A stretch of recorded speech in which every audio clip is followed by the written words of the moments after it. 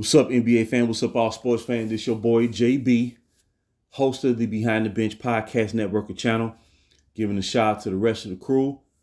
Shad, Kelvin, KB Film Room, Big Dog, Talk Sports, that's right. And for everyone who's tuning in, we thank you for supporting Behind the Bench and subscribing to the channel, helping to make the show the best that it can be.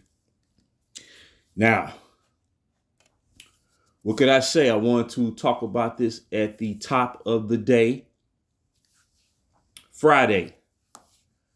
And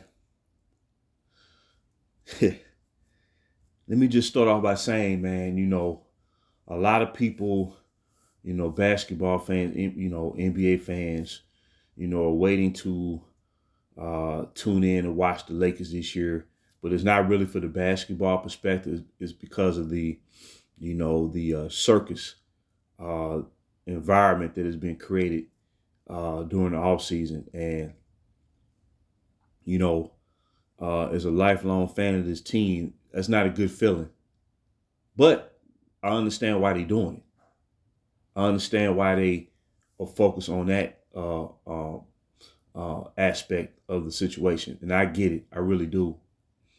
But what's been missing out of all of this is for the past 10 years, the Lakers scouting department has delivered time and time again in terms of the best picks available, when they're in position to draft someone.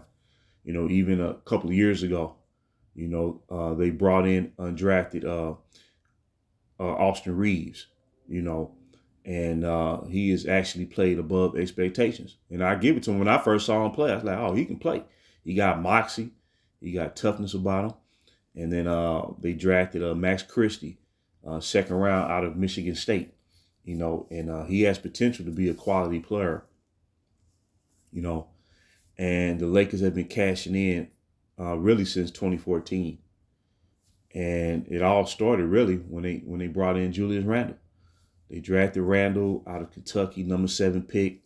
He led his Kentucky Wildcats. I believe they were an at-large bid team that year, and I believe he led them to the Elite Eight round during the Final Four tournament.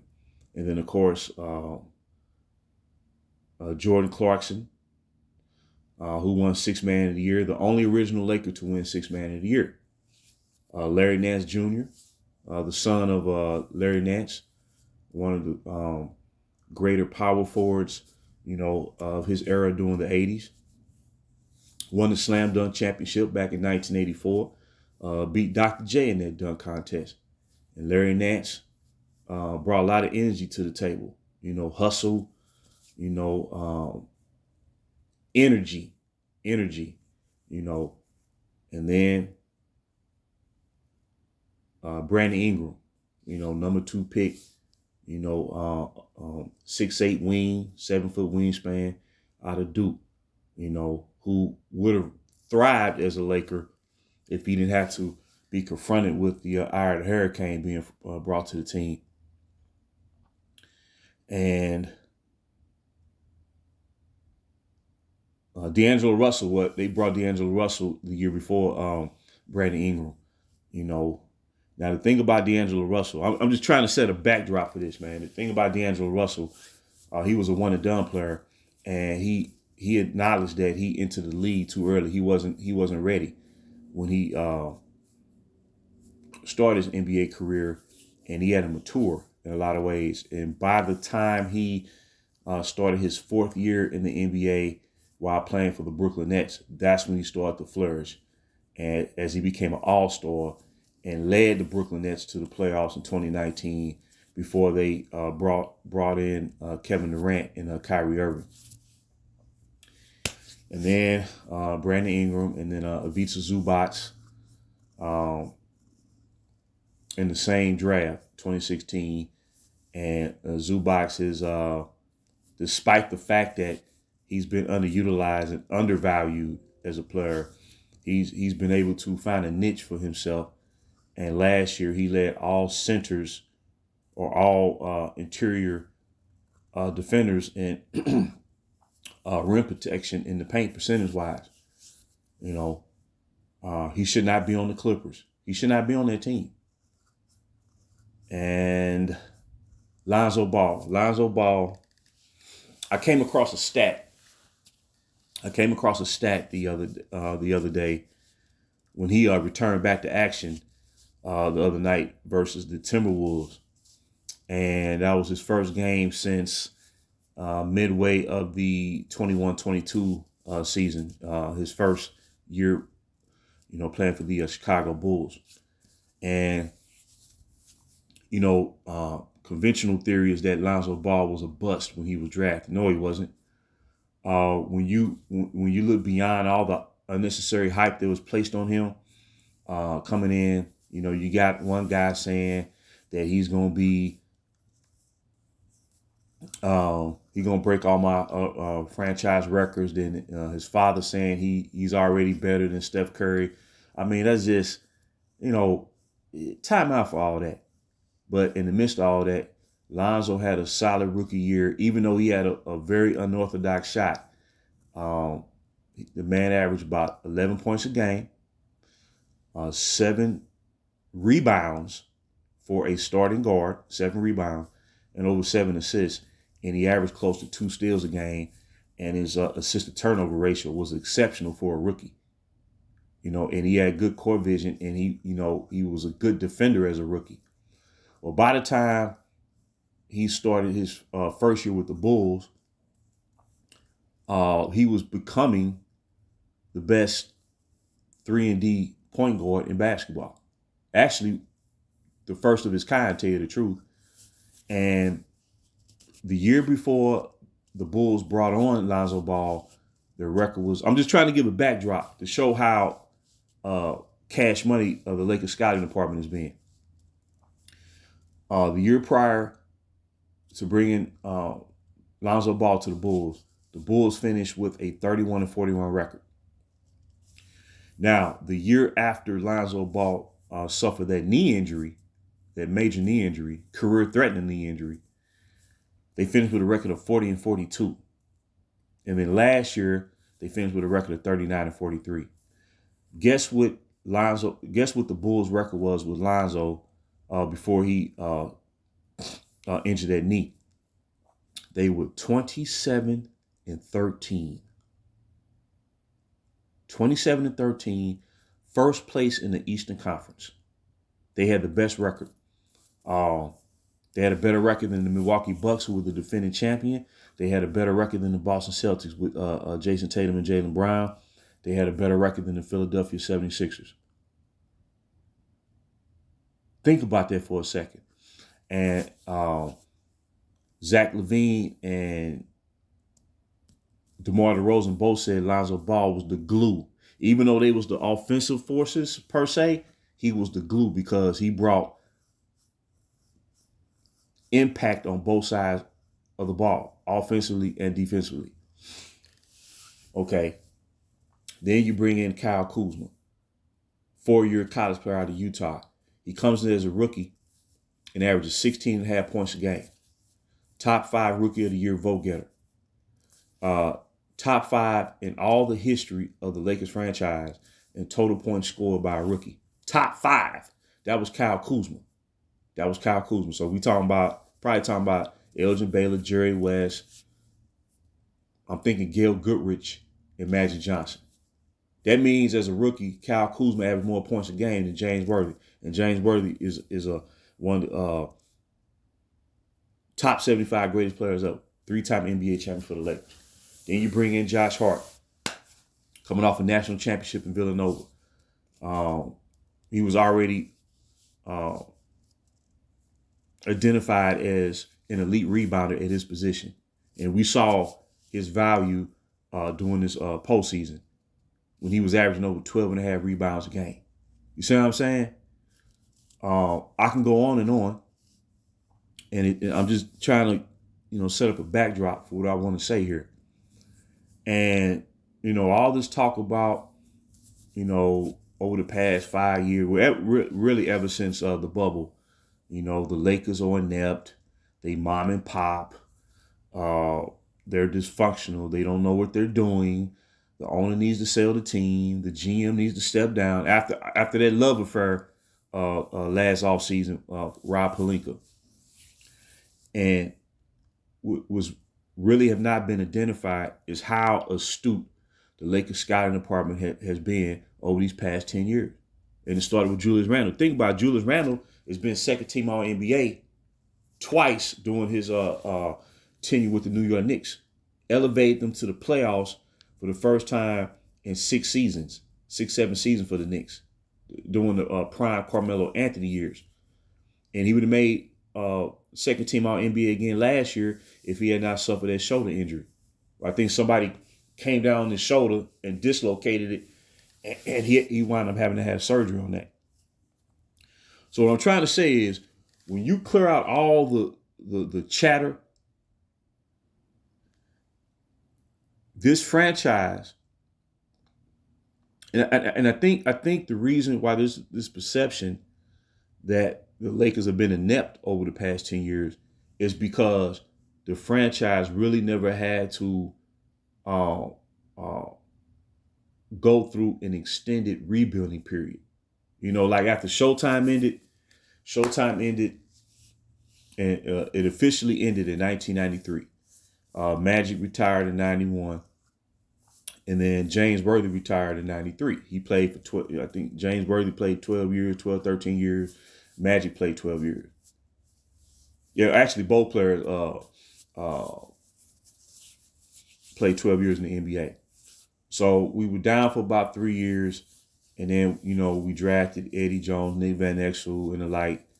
And we had carryover such as Vlade Divac, Eldon Campbell. And then we drafted Anthony Pillar. And then, you know, about 3 years later, we became a playoff team. Well, this situation, you know, after the late, great Kobe Bryant, you know, suffered that Achilles injury, well, you knew right then and there that eventually the franchise was going to have to start over. And then once he retired, you know, when you lose a transcendent player like that represents your franchise for 20 years, you're going to have to start over. Okay, look at the New England Patriots right now. New England Patriots is essentially, you know, at the top of the NFL heap during their 2 decades. Look at what they're going through right now. They're at the bottom, especially after trading away Mac Jones, who they had drafted a couple years ago to take over the quarterback position at the time Brady left. And then they decided to trade him, and then Bill Belichick stepped down. Now look at him. You know, I think 6 weeks into this NFL season, they're like 1-5. This is where you find out who's who's going to support the team. This is when you find out. The Yankees haven't won their last World Series championship was 2009 when Alex Rodriguez, you know, he finally had a good postseason. And I think Tino Martinez was on that, first baseman Tino Martinez was on that team. And, of course, Derek Jeter. And they won the World Series in 2009. They ain't won since, but it looks like they may be going back. They have a good chance to return back to the World Series this year. So what Laker fans got to understand is you're not going to win every year. Nope, it's Showtime to win every year, and that was Showtime. Showtime to win every year. They didn't even get to the finals every year. Okay, so what I'm trying to say is pressure and unfair expectations ultimately led the organization to pursue and bring in an individual like the Eye of the Hurricane. And I get it. Everybody wants to see their team win. But sometimes you have to go through a rebuild stage, a development stage, you know, to really get a good understanding of what it's going to take to excel in the NBA moving forward. So you bring in the Eye of the Hurricane. He essentially guts everything out. And the most talented and deep young core in the league by 2018 was essentially casted out of their domain. You know, and his way, you know, was perceived to be the proper way because conventional thought was, oh man, he got the muscle in the pool attract this guy to agree to sign on, to join in, to pursue an easy path to winning. Because that's really what this has been about over these past 6 years. Creating the least resistance, stacking the deck. And I'm just tired of that formula, man. It's not real. It's not real. That's why all this chaos ensues when you don't get the desired result, because now the clock is ticking, considering what you gave up. So what I'm getting at is, so you had these constant conversations about, trading this, trading that, trading this to bring in a third star. But to me, of course, trades are made. Of course, trades are made. The Lakers have made trade. We traded for Pau Gasol. But that was after we built our team up to the point where we were one piece away. That's the difference. He was the final piece to the puzzle, especially after Andrew Bynum suffered the first major knee injury of his career at the time. So what I'm getting at is, there's no greater satisfaction than watching a player, experiencing a player mature and ascend and succeed, than one who you drafted. You can't beat it. Think about it. Historically, who are franchise players? Franchise players are people who you wind up drafting. Those are franchise players. It's normally not players who you traded. The franchise players are people who you draft. Right? Now that franchise player may go elsewhere, because all superstars don't play for one team in their career. I get that. That's not an issue to me. But this offseason,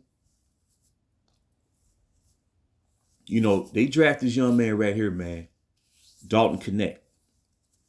And I know my videos get wordy. I get that, man. But I think the reason I try to emphasize points is because we're not getting that same emphasis by these major voices who cover the NBA and who generate these large platforms on these sports shows. And they want to see trades made each and every day and try to dictate the landscape. And that has led a lot of organizations, man, to go hasty, throw all the chips in the middle of the table, and don't apply logic to the situation. And this is why I've been so upset about what's been going on with my squad since all this started, because I knew what our scouting department was doing. So here go a young man by the name of Dalton Knecht, drafted out of the University of Tennessee, and he was identified as one of the nation's top shooters, right? But the key to him is that he played 3 years of college. See? And if you notice, and this is how you know that the NBA, because of the amazing success of the 80s, which is contrary to popular belief, about past eras being trash, the 80s was the golden era of the NBA. There's no doubt about it. What made it so special was that you had so many players enter the league during that time who played, especially at their center position, who played multiple years in college. So by the time they entered the pros, they were so mature and so primed to make an immediate contribution to the team no sooner than their rookie season. From Patrick Ewing to, of course, Michael Jordan, Charles Barkley, Karl Malone, Clyde Drexler, Hakeem Olajuwon, Shaquille O'Neal, David Robinson, Larry Johnson, Alonzo Mourning, Grant Hill. You can go on and on. Okay, so he has 3 years of college. And you can see that experience of gaining the 2 extra years, it translates over to the NBA, where a one and done player, they've lost 2 years of true development by declaring pro after only 1 year in college. So what happened was it went from, by the late 90s, you had an over proliferation of high school players entering the pros. They may have had all the athleticism in the world, but they had no maturity. So therefore, they were just sitting on the bench, not contributing anything. That didn't just hurt the pro game, it hurt the college game. So college had to come up with a formula to try to, how can I say, alleviate the problem to a degree, or at least diminish it by coming up with the one and done rule. Now, that is better than the influx of high school players, but you're still compromising what could be. And the standard has been lowered over time. So that's why the league had to, make changes to a style of play, freedom of movement, to, to address the lack of, it's not really a skill thing, it's a maturity thing, being truly prepared to come in and play in this league. So what I'm saying is, you got this rookie here, Dalton Knecht, for the Lakers, who was drafted number 17 pick. And, he showed who he was last night as the Lakers came back to beat the Phoenix Suns. I think it was final score was 128-122. And he just went off last night. He went off. So what I'm trying to say is, man, he reminds me of Kyle Kuzma. Kyle Kuzma played 4 years of college. He comes in, he becomes the go-to guy as a rookie, and his game translated. He averages 16.5 points a game. But remember, it was a back and forth about, well, who was the better player? Was it Kyle Kuzma, Brandon Ingram? Now, I didn't like to get into that type of talk because they both Lakers. I didn't really like getting off into that.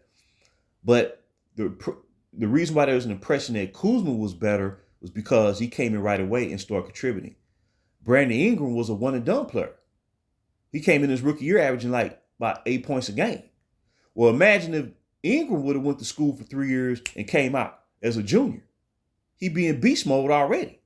So what I'm trying to say is, and I'm telling you, this is getting real sophisticated in the NBA, what's going on.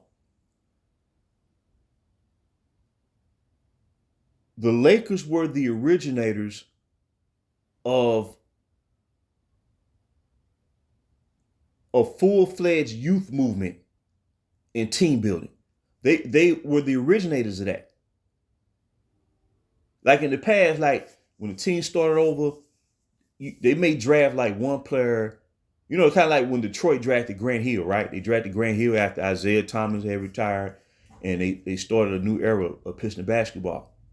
Well, he was mentored by Joe Dumars, who was the sole mainstay from the Bad Boys era. So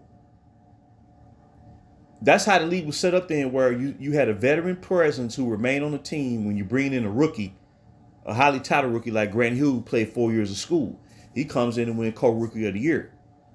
But the Lakers brought in a flux of young players over a 4 year period that's never seen before.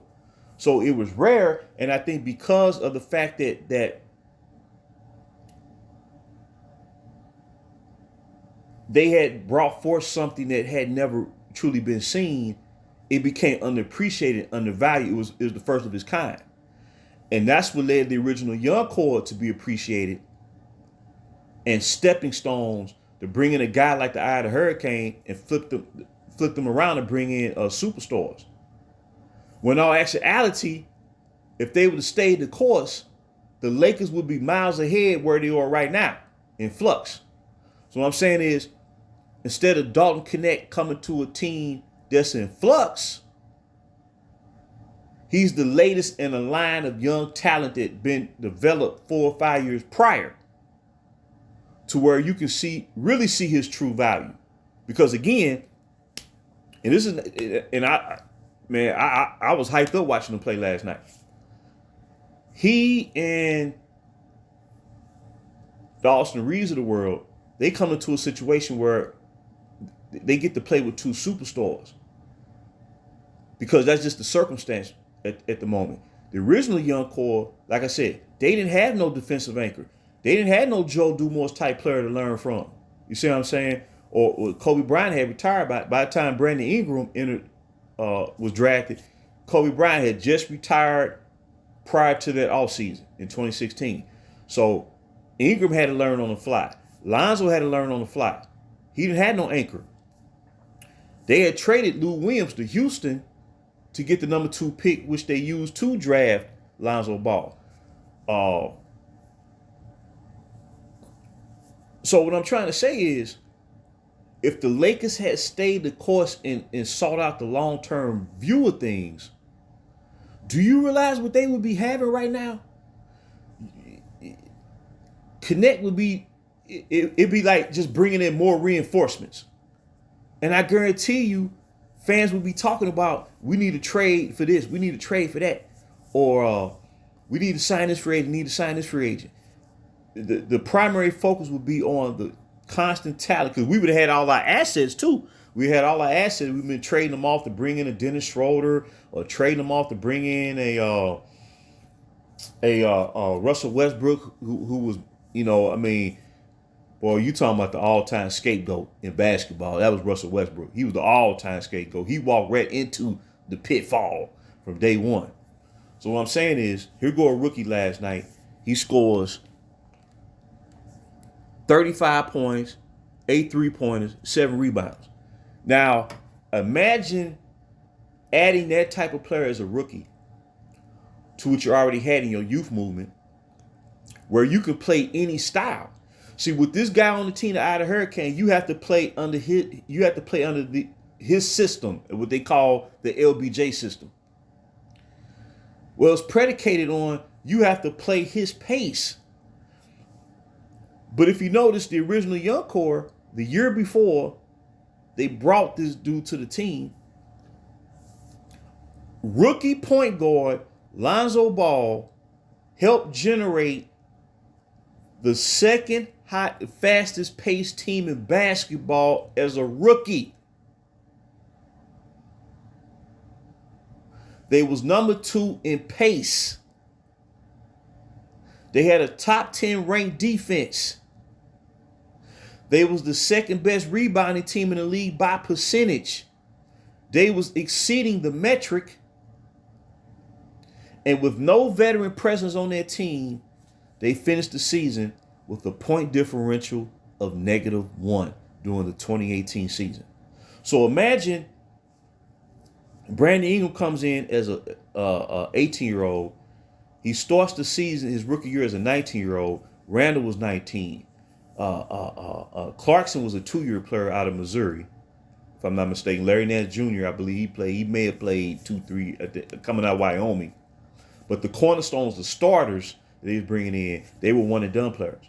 Lonzo basically was 18, 19 when they brought him in. So imagine the age they were in 2018. Now you fast forward, like now as you approach the new decade, they go from 18, 19 to 21, 22. And then when they reach the full maturity stage, they're 23 years old. And imagine constantly bringing in reinforcement like an Austin Reeves. He was undrafted. Bringing in a Dalton Knecht. Bringing in a Max Christie. And you constantly reinforcing a system around the original young core. I'm telling you, man, this team would be freaking devastating. And you bring in the right superstar to anchor that. I'm telling you, instead of averaging 43, 44 wins since the bubble, this team would be averaging what OKC did last year, 57, 58 wins. That's on the low end. That's on the low end. Instead of battling through the play-in to get to the playoffs, you be at worst a top 3 seed every year. I'm talking about at the worst. We'd be deeper than Minnesota. We'd be deeper than Denver. who won the championship in 2023. We be deeper than all them teams. And if a player does have to move on for, let's say due to a salary cap issue or whatnot, because the new CBA really was put into place to address the nefarious nature of what's been going on over the past decade. And that really blew the hinges off over the past 5 years. Whereas if you build a team the right way, more than likely the new CBA, the new protocols are not even necessary. Do you realize, man, that when you watch a rookie like this, man, who's an exceptional shooter, do you realize, man, and this is why I keep saying, because I even heard talks this offseason saying, well, what they need to do is package Dalton Knecht along with, a couple other players to try to bring in a Trae Young or Zach LaVine. I mean, it's just, it makes you want to bang your head up against the wall. But when you look at him, when you look at Austin Reeves, a player like Austin Reeves, or Max Christie, he can be like, when I look at Max Christie, I see like a potential defensive specialist. That's what I see out of Max Christie. If we had our real team out there, that's what I see out there. This franchise would experience a run. Not saying he was win as many titles, because that's determined by the players, but you can have a run that extends beyond 10 years, man, because the original young core came in 18-19.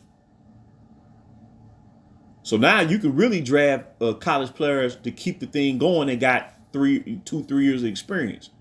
That's what Oklahoma City's doing right now. They done did the hard part already. Now it's just about unleashing it to the league. Just unleashing as they say, drop the funk. What I'm saying is, man, when you look at the full picture, and the reason why the talking heads constantly say the Lakers or trash organization, they become a joke and all this jazz, is because when you get down to it, the eye of the hurricane needed the team more than the team needed the eye of the hurricane. All we had to do was exercise patience, man. Look at OKC. 2021 and 2022, they was winning 24 games, 26 games. Our young core improved by 20 games in 2 years. So what we see in OKC right now, we would have already reached that point by 2020. This is why I'm upset, because I know the scouting department is off the charts. I know it is. They haven't missed one time, because in the 2018 draft, that's right, they brought in Zavi McKiley. He was a top 5 3-point shooter in the nation when he was drafted coming out of Kansas. But the difference is, when you brought in the eye of the hurricane, they espoused and purged out the young core to create cap space or to flip around and try to bring in superstars. That's the only difference. That's the only difference. The difference between OKC and the Lakers is OKC sought out the vision and adopted the Lakers blueprint that they were trying to implement starting in 2014. And just this one last little tidbit, man. Like I said, I think that was Jim Buss. Yeah, Jim Buss. I remember he did an interview. This was right before Kobe Bryant announced his retirement, that he was playing his final season in the NBA. And he said, the Lakers, we're developing a 5-year plan to return back to the top. Step 1, draft a vast array of young talent. Step 2, begin to clear out cap space. Don't worry about bringing on no free agents. See, this is why I hold the original young core to such a high degree that I do, is because they were asked to represent the franchise starting all over, where they weren't going to get no veteran leadership. They had to learn on the fly. No other roster of young players has ever been asked to do that. Even when Shai Gilgeous-Alexander was traded to OKC in the Paul George deal to the Clippers, he had 1 year where he was able to learn under Chris Paul. You see what I'm saying? He had that 1 year to learn under Chris Paul. Well, like I said, the Ingrams and the Lonzos, they had to go out there and learn on their own. See, this is heavy, man, when it comes to pro sports. And they rep the jersey, man. And because of that, they began to solidify the franchise and represent themselves as a foundation. Because of the value that they posed, the Eye of the Hurricane was brought to the franchise, and he was just rubbing his hands like, man, I'm gonna flip them around, man. I'm bringing this guy, and we're gonna open up this cap space. And they thought they was gonna bring in a whole bunch of players, man. They was gonna sign on for the cheap, and it really never happened. It really never happened, man. And this is why you sell yourself short. See, this is deep, man. So what I'm trying to say is, if you stay the course, you bringing in Dalton Knecht, you won't be shocked by what he did last night, because he'd be another reinforcement that you're bringing in. But when you're in a environment predicated by flux and uncertainty, how can I say this? Your perception of who you brought in is not what you should be.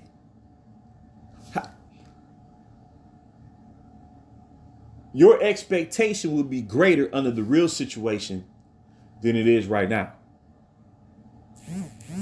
Now, like I said, man, I'm not making no predictions, man, about what's gonna happen this year. I'm just reading the tea leaves. You know, you still got a head coach, man, who ain't got no experience at this level, and it will show. It will show. But the scouting department of this franchise, man, is been the best in the business. But they will go underappreciated because their efforts have been proven almost, how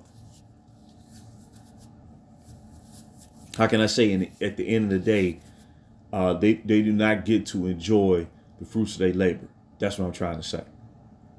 So like I said, Dalton Knecht, he come in last night, man. He got hot last night.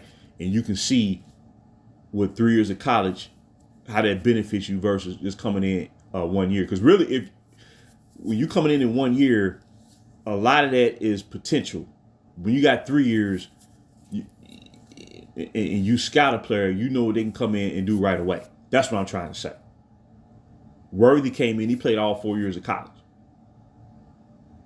And he earned a starting spot as a rookie over Kurt Rambis. They was coming off a championship. You see what I'm saying? You see what I'm saying? But like I said, imagine Brandon Ingram going to school 3 years and coming out. Imagine what he'd be. He would have came in during their averaging 20 as a rookie instead of the 8 points a game. So it's all about, if the NBA adopted a rule where, you can no longer come in after 1 year. You definitely can't come in right after high school. Look at Andrew Bynum. Andrew Bynum was the youngest player ever drafted into the NBA ever. He was 18. Now imagine if he was allowed to develop his mature physically and play 40 games in college for 3 years instead of being thrust around to the NBA, expected to play 82 games. Maybe he don't suffer the injuries that he suffers. You see what I'm saying? And it took him 3 years before he really started to emerge. He started averaging like 14 and 10. So what I'm saying is the NBA, man, if they make subtle changes to its structure, I'm telling you, man, this league will take off, man. I'm telling you, they want to rely on gimmicks to get people to tune in, such as in-season tournaments and stuff. So I just want to drop that, man. I know this is a lengthy. I wasn't even plan on doing this long, man. But like I said, when you see a player like this go off, it just the scouting department, man, and they really won't get the appreciation. The scouting department, them Bus brothers, man, they been on point, dog. Because I remember when they drafted Lonzo, Kuzma, Josh Hart, and Thomas Bryant, who was shooting 40% from three himself coming out of college as a freshman, as a stretch five. I said, dang, who's doing this drafting, man? Who's doing this drafting, dog? And then when you saw that summer league, the greatest summer league team of all time was the 2017 Lakers. Generated the greatest excitement, the largest viewing audience, sellout crowds. There hasn't been a greater summer league team since. That just shows you the degree of talent that we had. When you bringing in 4 guys in the same draft, man, you done tapped into something that has never been seen before. So, like I said, imagine if you establish that activity and you keep building on it. I'm telling you, man, this franchise, it wouldn't be mocked the way it is now. I'm telling you, man, at that point, all they had to do was cross their legs, enjoy the fruits of their labor, and just put that bad boy in cruise control. I'm telling you, dog. And really, when you get down to it, the eye of the hurricane is holding the franchise back, man. Pure and simple. Pure and simple. Because you got two superstars on the team. They say this guy is still the 7th best player in the league. And you got a guy in his prime, Anthony Davis, and y'all can't win 50 games, dog. Something's wrong, dog. And see, the blame is put on the role players. No, it ain't the role players that's the problem. It's the guy in the system that's the problem, dog. And this is why we never should have brought him to the team. I know that's an unpopular opinion. I know that may fall on deaf ears. But when I look at the full picture, man, it's crystal clear. The Lakers sold themselves short. They didn't believe that they can achieve and look at the full picture in a long-term view and truly believe in themselves, man. And that's really been the crux of their the crux of their problem. But I just want to drop that real quick, man. And kudos to Dalton Knecht. Once again, last night, he scored 35 points, made 8 threes. A couple of them threes, man, he had guys red in his face. Now, like I said, I know this is just preseason, and I get that. But, in the right situation, he can come in, man, as a rookie and average double figures, maybe 13 a game as a rookie. You know what I'm saying? Because we know he ain't gonna average 30 points, out there during the regular season. But I'm just saying, man, it would have been so exciting to watch their young core usher the Lakers into this decade and just really solidify themselves, and you continue to build around them. I'm telling you, it would be nonstop. You were falling to good luck. You really couldn't make a bad move at that point. You couldn't make no bad move. Once you set a foundation like that, you're not making no bad moves, man. You ain't bringing in 4 head coaches in 6 years. Because truth be told, I thought Lou Wall was doing a great job. He took one and done players and helped generate a 10th, 12th ranked defense. Number 2 pace team in the league. Second best. Think about that. They was the second best rebounding team in the NBA. I had no idea. But a lot of that was, I would say, well, Randall broke through. He started averaging 20 and 10. But Lonzo's ability to get rebounds, averaging 7 a game. So, I'm telling you, man, to know that you was robbed of watching your player grow, God dang it, man. And I know my take. I know my view is very foreign to what people have been led to think. I realize that, man. And I know, man, our channel Behind the Bench, man, we may not get the views like everybody else does, man. I get that, man. But I believe in quantity. Ultimately, quantity gonna win out over quality. And quality wins out over quantity. And eventually the quality will lead to quantity down the road when all this is over. When people gonna want answers, man. But I don't like the way that this dude has forced the organization to operate, man. I don't like it, man. And I just be glad when this is all over, man. I'll be glad when this is all over. His fans really don't understand, when you got a long-standing fan of a franchise that goes back decades and decades and decades and decades, and when you see all this insanity going on in nefarious activity, it really, really makes you you just detach yourself from the situation,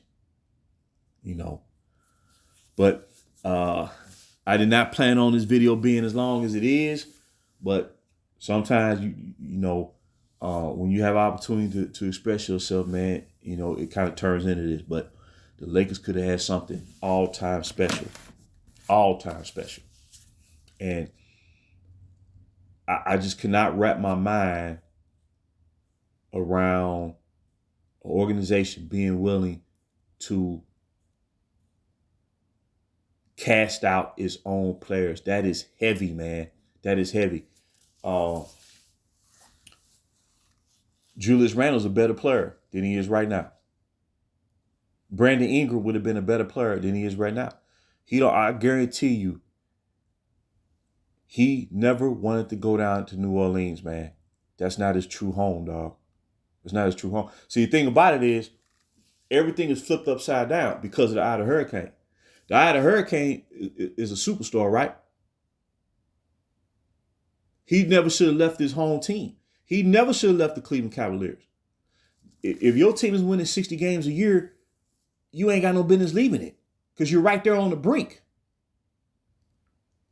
But he started something, man, that led organizations to think, in very unreasonable fashion. You don't cast out 19, 20-year-olds, man, that's playing hard for you, that's repping their jersey. You don't do that. But they did it. They wound up being led to do it. And it's led to a lot of negative attention, man. A lot of negative attention. If they never would have did it, they're not having the negative attention. Do we win the title in 2020? No. But that's a title that we shouldn't have had. You took a shortcut and expound a decade to do that. That wasn't a natural progression to pursuing a championship. That's my point. Kobe and Shaq had to go through 4 years of playoff battles and struggle before they reached the top of the mountain. Showtime was built. Damn near every year they drafted and brought in a new player. During there every year. Rambis, Worthy. Norm Nixon was drafted in the late 70s. He was drafted. Michael Cooper was drafted in 79, the year before they drafted Magic.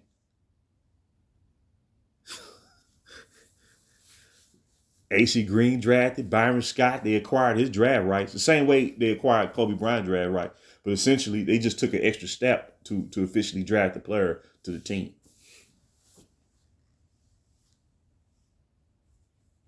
But I'm going to head on out, though. Till next time, this is JB for BTB Behind the Bench.